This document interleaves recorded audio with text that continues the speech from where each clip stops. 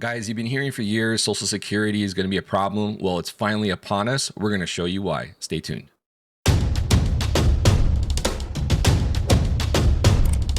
Trade Genius.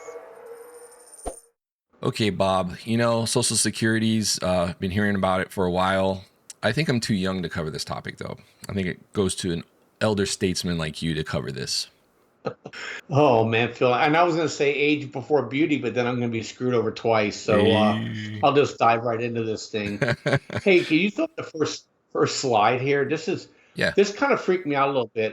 So I know you're probably going to say to yourself, Bob, you can't be that old, but I am. I actually can take Social Security if I wanted to. And It's all that oil of Olay. I've been holding off because I don't need to take it. But I was just telling my wife this weekend, I said, I think we should just start taking Social Security and get grandfathered in. Since I've been alive, they raised the eligible age for full Social Security payments up, and they're going to do it again. And they've started taxing portions of your Social Security payment if you make over a certain amount of money. And so the House Republicans are now clamoring because in Biden's last legislation they did, not just pass one, the one before, they actually threw more Social Security benefits at people. And now we have a situation you can see here where for the first time ever, Social Security is no longer contributing to a budget surplus, but is now going to contribute to a budget deficit. See, what people don't realize is that they've always commingled Social Security in with the regular general budget. And they have, quote unquote, an account where the government owes Social Security. Well, Social Security has been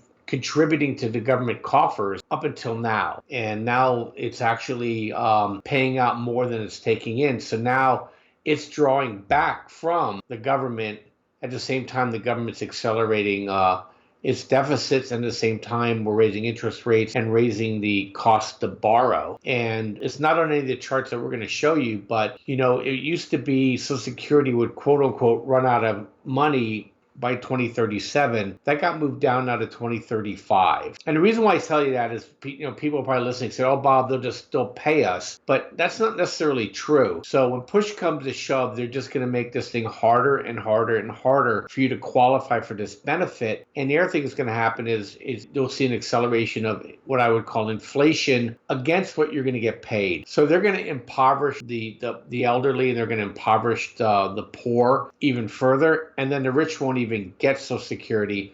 And I wouldn't be surprised at some point where you're going to get a twofer, you're going to get, or maybe even a threefer here, where they're going to limit eligibility. They're going to raise the Social Security either tax or the amount of payroll, or they're going to expand what constitutes a Social Security tax, like i.e. going after non-payroll income, okay, and also then change the eligibility requirements. So I just think this is going to be a really hot topic. And here's the wild thing, right? The older people vote more consistently than the younger people, and they've been protecting Social Security. That's flipping here in the next 5 years, where there'll be more people that are younger than 40, than older than 60, that are going to be voting. And I think you're going to see a change here because they have different needs. And so I just want to point this out. And here's the rolling 5-year number 2. Social Security has been contributing all along. Now it's a draw. And when this thing starts to draw,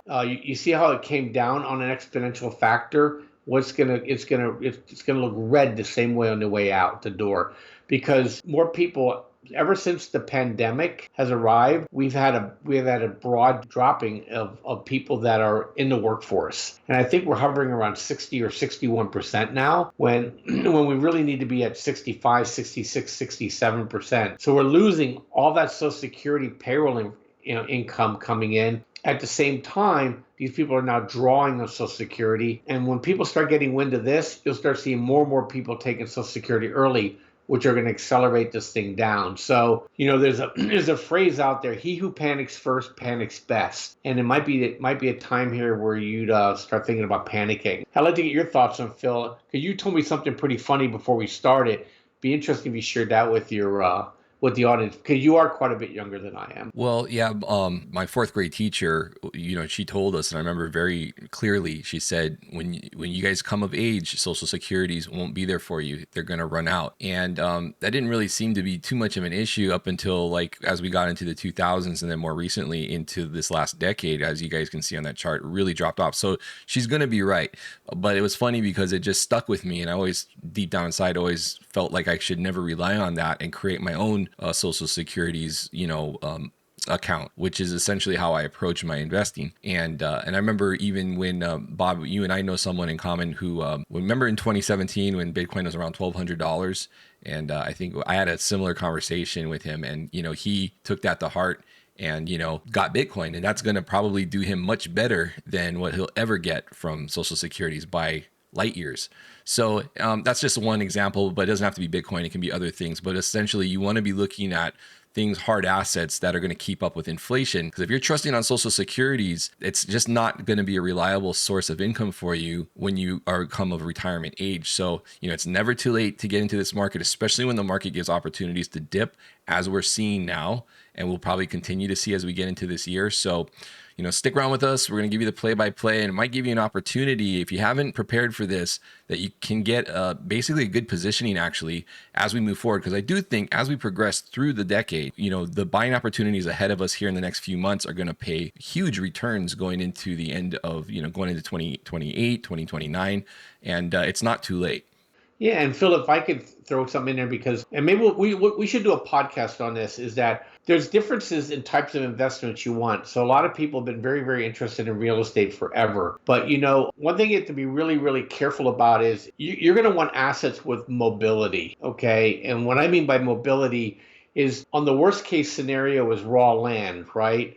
On the best case scenario in mobility is Bitcoin. And the reason why I say that is that governments like to tax things that can't move very well. Okay. And so a lot of people always get poo-pooed because I like real estate. I have real estate, I'm probably 50-50 net worth real estate and stocks, but I don't like real estate because I don't like the fact that the state of California can come in here and impoverish me on real estate because they start imposing draconian fees and taxes on a piece of property I can't move. Only I can move. And I think those are things that people really need to start thinking about. And we should probably talk about that a little bit more in terms of, why Bitcoin is very interesting, why I like miners over gold, and let's talk about that some more, Phil, because I think that's something to really help people understand. Whether you agree or disagree with me, I'm going to give you some really good thoughts on the stock side of it, and Phil can give you some really good arguments on the crypto side of it. So stay tuned for that. We'll do that sooner versus later. Yeah. So guys, let us know your thoughts below. Bob and I are really curious to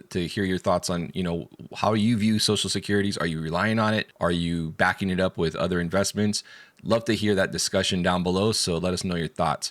Otherwise, please hit like and subscribe. We appreciate all the views, and we'll see you on the next episode. Take care.